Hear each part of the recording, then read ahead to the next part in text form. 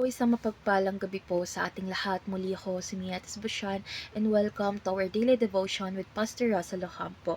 And today our devotion tackles about ano ang tama, katawan na may kaluluwa o kaluluwa na may katawan. So our concept is all about dichotomy.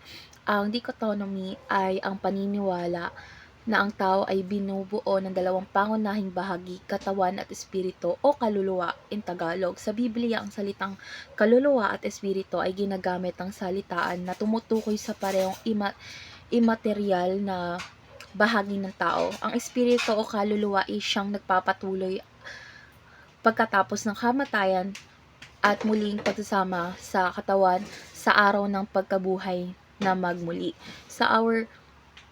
So makikita ito sa 1 Corinthians chapter 15 verse 42 to 44.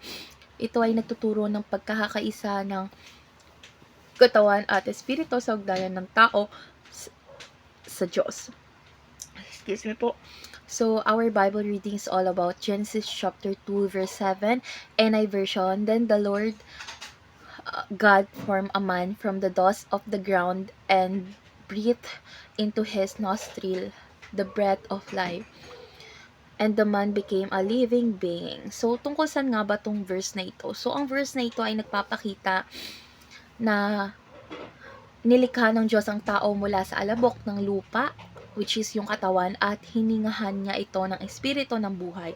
Ibig sabihin, tayo ay may physical na katawan at immaterial na espiritu na parehong mahalaga sa Diyos. So, ngayon dadako na tayo sa ating teaching. So, yung first teaching, ang tao ay may katawan at espiritu. Ang katawan ay bahagi ng ating physical na kalikasan habang ang espiritu ang nag-uugnay sa atin sa Diyos. So, sa Mateo chapter 10 verse 28, sinabi ni Jesus Christ na huwag matakot sa mga pumapatay sa katawan, ngunit hindi makakapatay sa kaluluwa. Second, ang espiritu ay nagpapatuloy pagkatapos ng kamatayan. So kahit mamatayin ang ating katawan, ang espiritu ay magpapatuloy sa buhay sa piling ng Diyos o sa paghihiwalay sa Kanya. Sa 2 Corinthians chapter 5 verse 8, sinabi ni Pablo na mas mabuti pang mawala sa katawan at makasama si Kristo.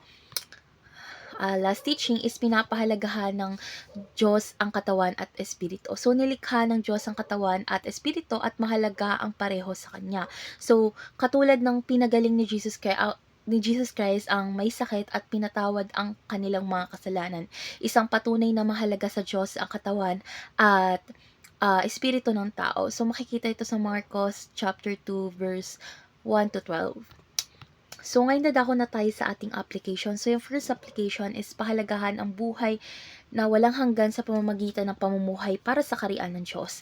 So, dahil alam natin na may buhay na walang hanggan, dapat nating ituon ang ating mga pagsisikap sa mga bagay na may pangmatagalang halaga, tulad ng paglilingkod sa Diyos at pagbabahagi ng Ebanghelyo. So sa halip na pagtuunan ng pansin yung kayamanan sa mundo, dapat nating ituon ang buhay sa paglikom ng kayamanan sa langit.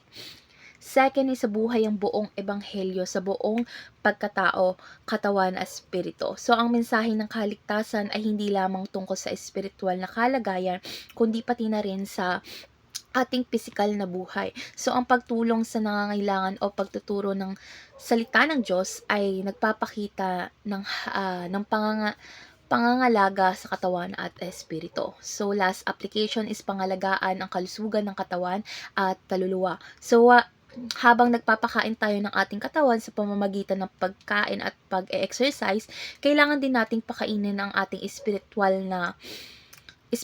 spiritual natin sa pamamagitan ng panalangin, pagbabasa ng Biblia at pagsasamba sa ating mahal na Diyos. So ang pag-aalaga sa kalusugan ng katawan ay sumasalamin sa respeto natin sa katawan na nilikha ng Diyos. So ngayon dadako na tayo sa ating last part, which is our discussion, and our discussion talks about how does knowing that you will live forever change the way you live now. So ang kaalaman na may buhay na walang hanggan ay nagbibigay sa atin ng tamang pananaw sa buhay. So kapag alam mong hindi natatapos sa kamatayan ang buhay, matututunan mong mong bigyan ng halaga ang mga bagay na pangwalang hanggan tulad ng relasyon sa Diyos at paglilingkod sa Kanya. Sa harap ng mga pagsubok, makakapagpakatatag ka dahil alam natin na may buhay na walang hanggan na naghihintay sa mga tapat sa Diyos. Ang pananaw na ito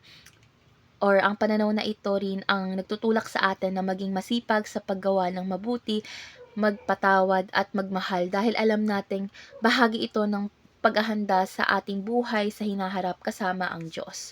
So let's pray na po. Lord God, maraming salamat po sa katotohanan na nilikha mo kami na may katawan at espiritu. Salamat po sa pangakong buhay na walang hanggan na kasama ka. Lord God, tulungan mo po kaming pahalagan ang aming katawan at kaluluwa sa pamamagitan ng paggawa ng mga bagay na nagbibigay ng kawalatian sa iyo. Lord God, gabayan mo po kami sa pagharap sa mga pagsubok at bigyan mo po kami ng kalakasan na maging tapat sa iyo sa lahat ng aspeto ng aming buhay. Lord God, salamat sa iyong pag-ibig at biyaya. Ito ang aking dalangin sa pangalan ni Jesus.